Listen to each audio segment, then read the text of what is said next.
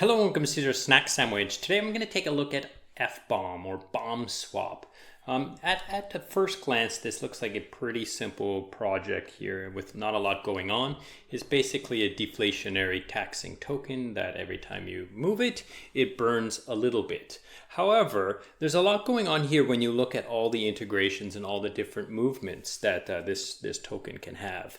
So I've built up a flow chart to go through all the little integrations and possible places where this token can get burned, and I think it's pretty interesting, so I thought I would share it with you guys. Let's swing over to the flowchart. I'm not going to go through all the little tabs here. They're pretty straightforward. You just can provide liquidity exchange, you can farm this shrapnel token, you can stake the shrapnel token, or you can do this game thing, which I'll talk a little bit at the end of the flowchart. So let's go over to the flowchart now and take a look at that. Okay, so here we have Boosted Bill. Boosted Bill is a bomb token holder. I'm not going to talk about how he got those bomb tokens, but somehow he has those bomb tokens. Okay, so he's got those bomb tokens in his wallet, and what does he want to do with them? Well, the first thing he wants to do is he wants to give some of them to his brother, because his brother is his best friend, right? His brother gives him all those alpha tips, right? So he gives him some bomb tokens. Now the transfer from Boosted Bill to Dollar Bill will cost 1%, just burned, right? So it just burns the token anytime a token is moved to another person. However, Dollar Bill here isn't too keen on bomb tokens, so he's like, yeah, this is not a blue chip. I want something more safe.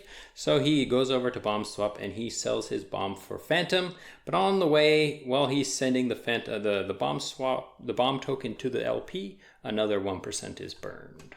Okay.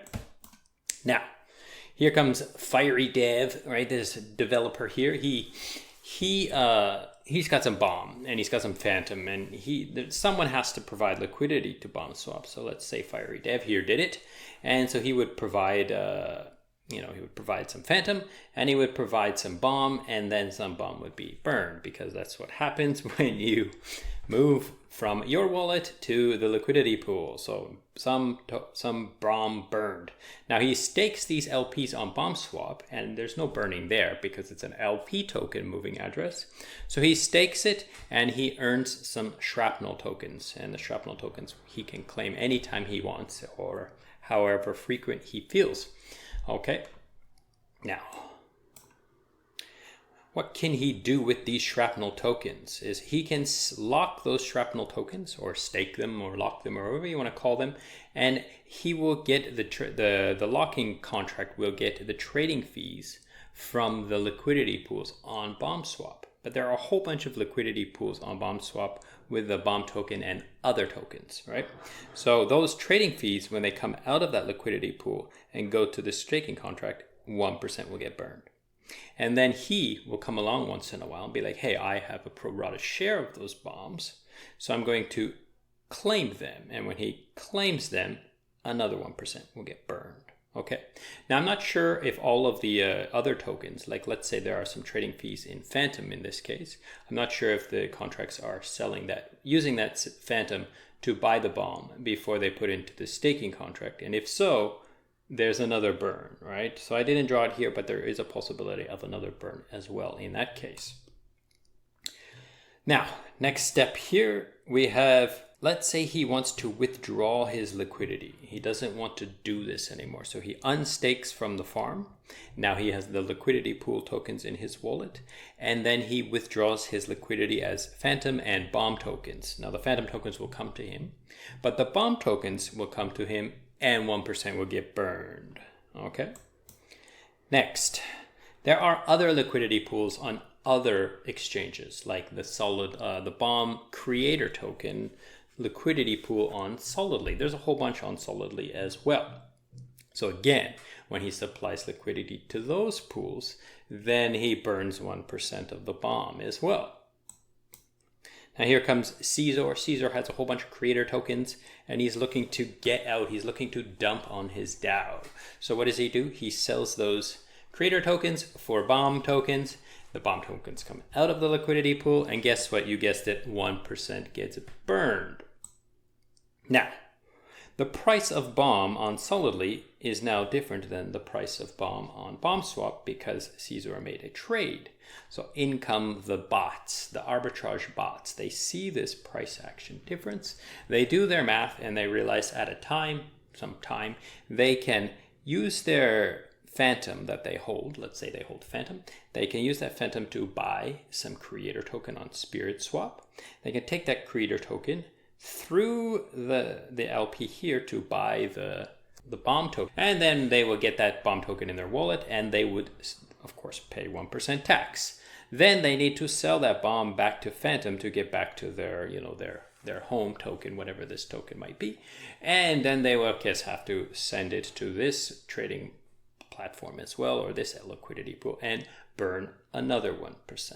Okay, now this is a lot of burning going on here, as you can see, but there is still one more aspect. Okay, there's a game on the website that it's called Play, and it's called Minutes to Midnight, and it's a strange lottery type game where you bet on one of these three teams, and the winning teams have some different metrics, but they all kind of do the similar thing.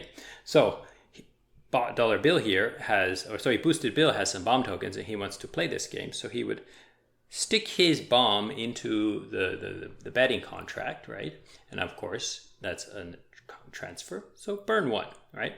And let's say he bets on this Freedonia team here, right?